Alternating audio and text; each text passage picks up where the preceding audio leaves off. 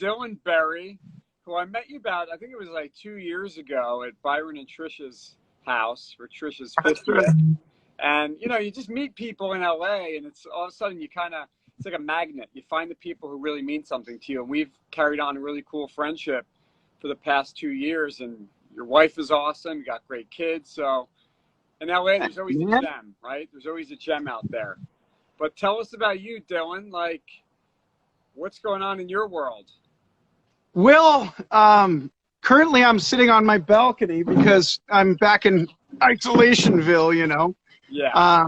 It's been about as interesting as it can be for any business. Obviously, I'm in the music business, so it's even a little bit weirder for us. You know, no tours, no personal appearances, no concerts, nothing to do externally of your studio or, you know, different kinds of shows. So, I mean, it's been interesting, man. We're turning everything virtual like this. Yeah. So, Dylan, what brought you to Los Angeles? Let's go back in time. What brought you here? What year did you move here? Tell me your LA story. I mean, I moved here like a lot of people, chasing the dream. You know, I thought I was going to be the best drummer in the world. I got signed to a record label when I was 17 for a hot minute. And I went to a club. I lived in Seattle at that time, and I went to a club and dropped in on this band called Trulio Disgracious. Have you heard of these guys? Were they part of that grunge time in Seattle? Yeah, it was right at the tail end of grunge, and all of that was tailing out, and there really wasn't a music scene in Seattle anymore. It had all moved to LA and gone global, and everybody moved away, you know. And for the record, Eddie Vedder's from San Diego. Anyway, so I was with this band. I sat in with these guys, and it was members of all my favorite bands. It was Red Hot Chili Peppers, members of Fishbone, Funkadelic Parliament. And I walked up to the lead singer of Fishbone, Angelo Moore. You know, I'm a 17-year-old kid with a demo tape. I had a tape at that time, just to date myself. I handed him the tape, and I said, I want to sit in with you guys. And he thought it was kind of funny, so he just grabbed me by the hand and said, all right, mother, and drug me up to the stage. And I ended up playing the set. At the end of the set, their drummer got sick, and they said, well, you want to come play the rest of the show down the coast? I ended up in LA at the end of that. They said, come back anytime. I went home, sold all my stuff in garage sale, and I moved back to LA. And been here ever since. You grew up in the Northwest. You're from Portland, I want to say? Seattle, right? Yeah, I was born in Portland, but I did most of my growing up in Seattle. That must have been a really great experience. Yeah, it was cool. And the interesting thing is that I actually grew up on Mount St. Helens when I was like a tiny little kid, a pupa. And of course, Mount St. Helens erupted, and in 1980, I'm gonna date myself, I was like 6 or 5. But before that, I lived in the mountains, like away from human beings for the most part, except for vacationers that came up to these rustic cabins in the mountains. And then I moved to Seattle after it blew up. And then I moved down here in the late 90s. There was a great movie called Singles with Matt Dillon, Kira Sedgwick. Took place in Seattle. I think all of us wanted to move to Seattle after we saw that movie, because it was just looked like such a great city for young people to move to, kind of like what Austin turned into as well. Totally. But anyway, I haven't been to Seattle. That's on my list of places I need to go. So, you got a place to stay one of these days. You got a place to stay when you come up there, man. My brother still lives up there, and he's got a great place. Looks at the ferry terminals, you know. That's awesome. So COVID hits in March, right? And, you know, I came to visit you in your studio in Burbank, and I was really impressed with what I saw, all the different things that you do. Tell us about that studio and what you do there. So I'm a music producer, and I started a company called SmashHaus, which is a technology company that harnesses music composers and producers all over the world, puts them in film and television. So that was kind of the hub for that. Now I've sort of ducked back and run the companies and things, and I manage a couple artists. One of them is Trey Wright. The other one is Native.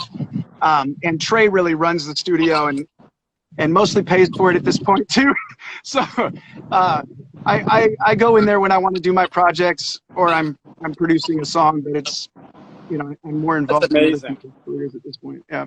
I gotta get my singing tune up. Maybe I could do a song. We could Wait, figure is something out. Byron on the thread? We'll have to get the 70s Oh yeah, 70s thing involved, you for know. sure. So tell me, so COVID hits in March, Mm. and what were you doing? And tell me how COVID has affected your business. Well, COVID, okay, so I am involved in various businesses. I started an incubator a couple years ago, so I invested in a few different businesses. A couple of those I rolled up. One I passed off. Another one's called Nordic LA. And Nordic LA is an export-import business for top creators in the Nordic regions coming to Los Angeles to work with top creators in Los Angeles. And that business, we lost a significant amount of events and, you know, traveling back and forth to Denmark and Norway and Sweden. So we've had to turn some of those virtual. And one of the things that we just did is we turned our song camps virtual, which actually worked really well. So Right. everybody did this and wrote songs over Zoom. And then you've got Noise Society, which Mhm. I've attended some of your events, and I really love that it's kind of this really cool opportunity, kind of like what I do in business, connecting people, whether it's through a magazine, you see this copy of Angelino, or through digital or events, or you kind of do the same thing for people in the music industry. You know, tell us a little bit about Noise Society. Well, the idea of Noise Society, and it stems back from starting a radio show that interviewed independent artists and created this community through SmashHaus, to sort of take the people that I really enjoyed from all of those processes and start a secret society of leaders in the music business, right? People like yourself, and you're not in the music business, but you're in every entertainment business. And put them together. You know, a lot of people hide relationships that are valuable because they're insecure about losing the job to their competitors. I did this experiment, which was like, well, what if I just put everybody in a room? And it's been amazing. We've had like 120 events, or it might be a lot more than that.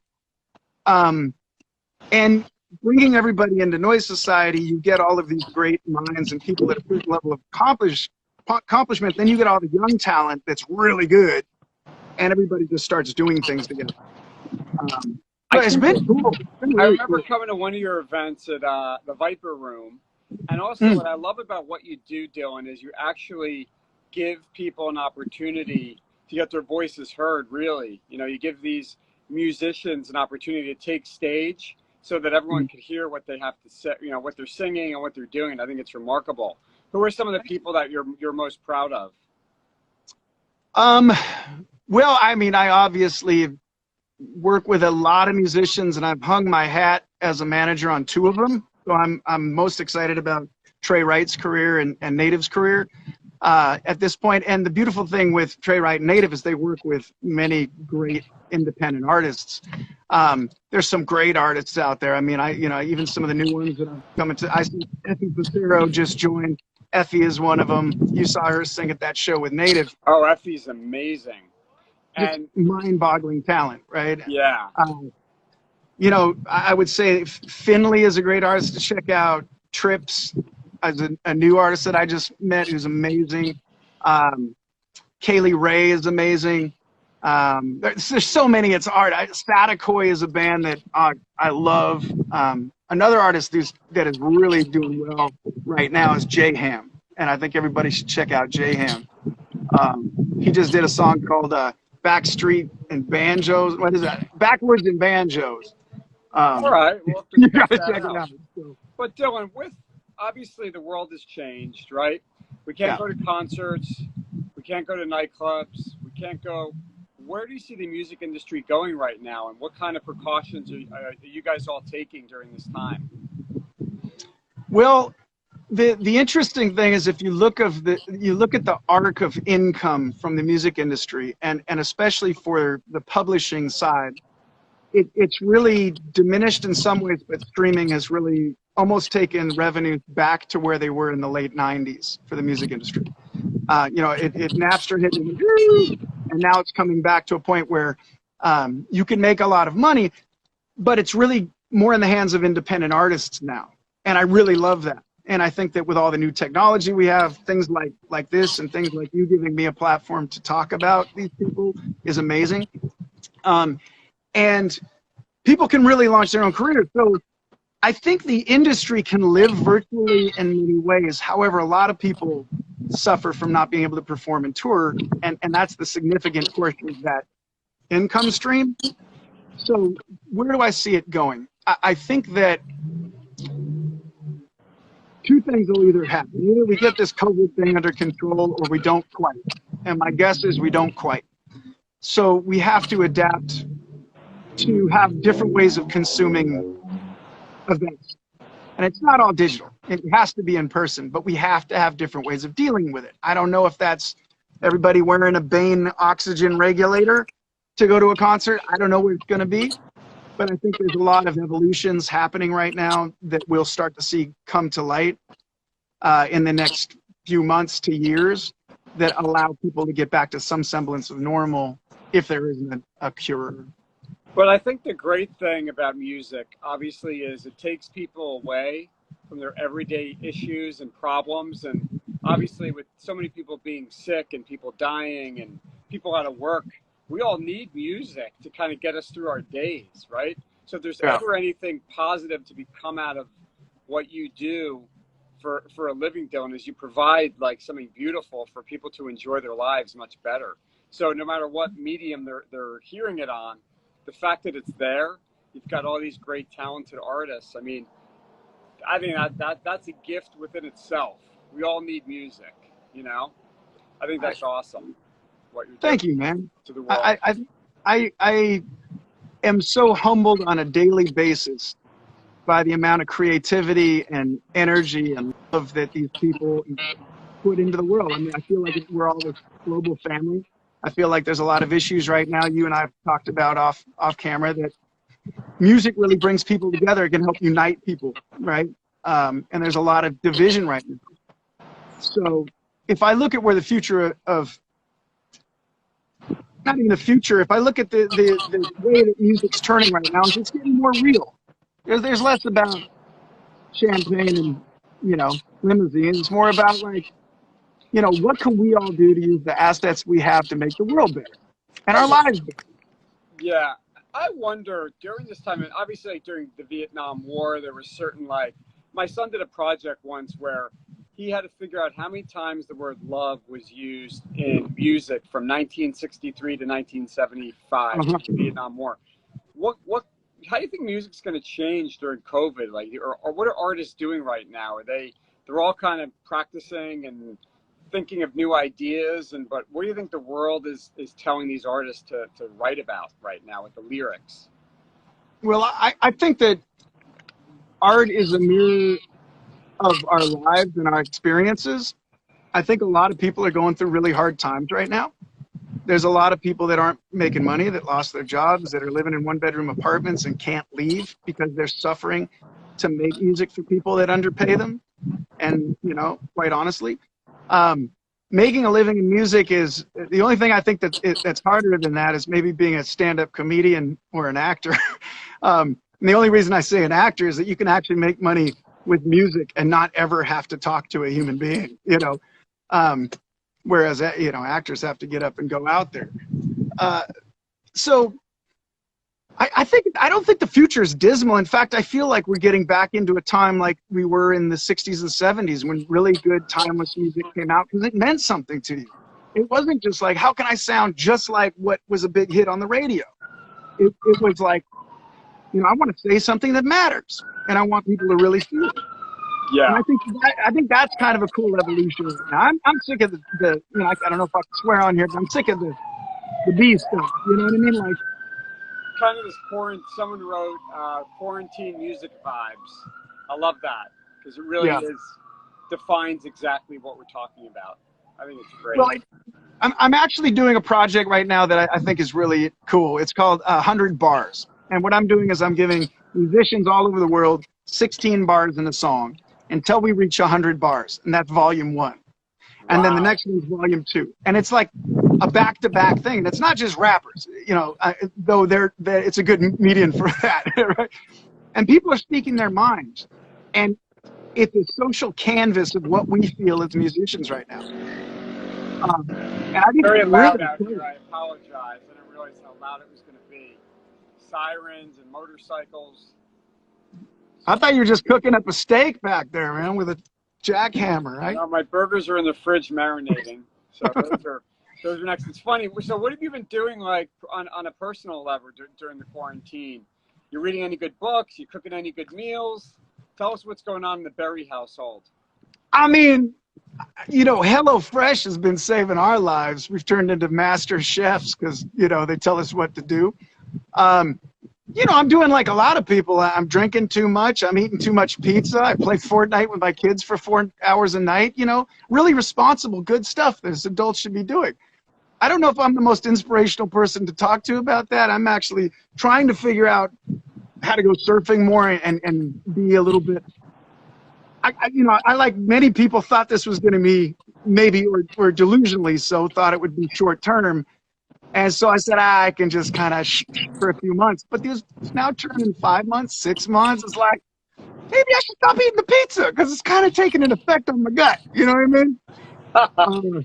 Well, you know, Yeah. you're very optimistic like me. And maybe this new order will be brief. I mean, I think if we all do the right thing and we all follow the rules and, you know, wear masks and keep you know, 6 feet away and not be in big crowds and just, you know, we're gonna get over this. You know, I think we just all have to come together as one and make it happen. You know, we all want our kids to go back to school. We all want the economy to do great, but before we do that, we got to get this virus under control. I totally agree with you. And I cannot say any clearer. My position on this is it's not about you, whether you want to have your rights to wear a mask or not. It's about having respect for what the entire globe is going through and being respectful to people that aren't like you, maybe, or believe what you believe. It's a respect thing, right? I agree. It's And that's not it. a political thing at all. No, It's a respect. it's a human thing. Science. Be a human. And don't, you know, and the thing is, I took my 84-year-old mother-in-law in, you know, because COVID broke out at her nursing home. And I've been living with her with dementia for 5 months. And I can't leave the house because there's somebody out there going, I got my rights. It's like, can you have your rights later? Because I got to have my Nana now. You know what I mean? Got your Nana. And, you know, honestly, it's great. I love watching your stories and you guys spending all that time with her because it's moments like that that we'll all never get back, right? And even like the time we spend with our families, it's fantastic. It's a great I'll tell you thing one. out of this. I have never played Scrabble more in my entire life. And I hope to never play Scrabble again as long as I live. Well, we just started backgammon again this week. That's our new one. Yeah. And then we've been watching Succession. Have you seen that show yet? That's amazing. No. We did Killing Eve. We did Downton Abbey. We started all these different shows, you know, to kind of get things going. But anyway, we're just spending a lot of time together, and I love it for that reason, you know. I can't wait to see you again in person. I mean, it's nuts. I know. We will, man. We will. I also wanted to ask you a couple questions because I think it's very interesting to hear from you, too. Oh, okay. Thank you. The script a little bit. You know, your life ever since I've known you was every other night you were out at a red carpet event, taking pictures with celebrities, doing this at the Beverly Hilton. Like, that just stopped dead, right? For you. Just stopped. Right. And you loved it. You weren't even lying. You're like, I'm so glad to not have to go out every night and be like, you know, what is your life like now? I mean, well, I'm definitely a lot calmer, and I feel more connected, obviously, with my family, which is great. You know, I do miss some of those events and being around people because I'm a very social person, right? So I love talking to everybody. I talk to, you know, cashiers at the supermarket. I talk to everybody. You know, I'm one of those people. But, you know, from a business point of view, it's been tough because a lot of those events that you'll see me at are really advertiser driven. or we're doing an award show, or celebrities on the cover of the magazine, and we're doing something to promote a project they're working on. So, you know, it's taken a toll on our business right now, but we're trying new ways of interacting on the business side. I'm hosting a wine tasting on August 1st with Vanessa Williams, singer of nice. which will be kind of fun. I haven't done that before. But again, I think it's also a time to be creative and try new things and not be afraid to do that. So I think that's been great for me. You know, the red carpet events are fun, but it's also great that I'm able to be innovative and try new things. Yeah.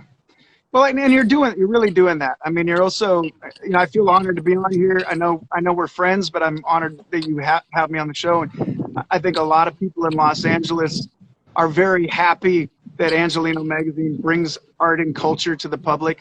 You know, you do a music issue, you do a women in power issue, you do these things that matter. And I think that's great, especially for a luxury magazine, you know? Yeah, you know, we did something really interesting. We did a Hope issue in May, June, right when everything came about. And it was the first time we actually did something involved with current events and politics. And we usually steer clear of that, but we honored all the frontline workers and people who were making an impact.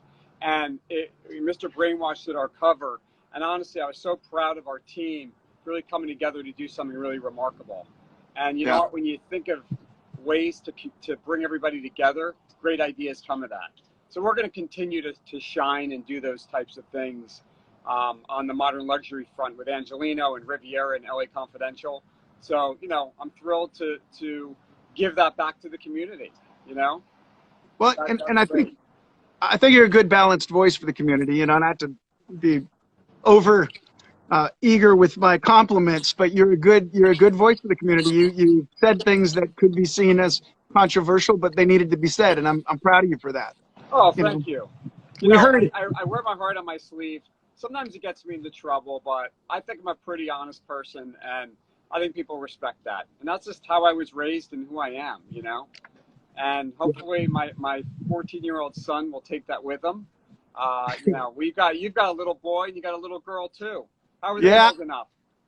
They're remarkably good. I think everybody's stir crazy. I think the social thing is a hard thing. You know, my daughter didn't get to graduate 5th grade. My son didn't get to graduate middle school. What do you do with that? You know, those are the best years. I remember those were really emotional, cool times.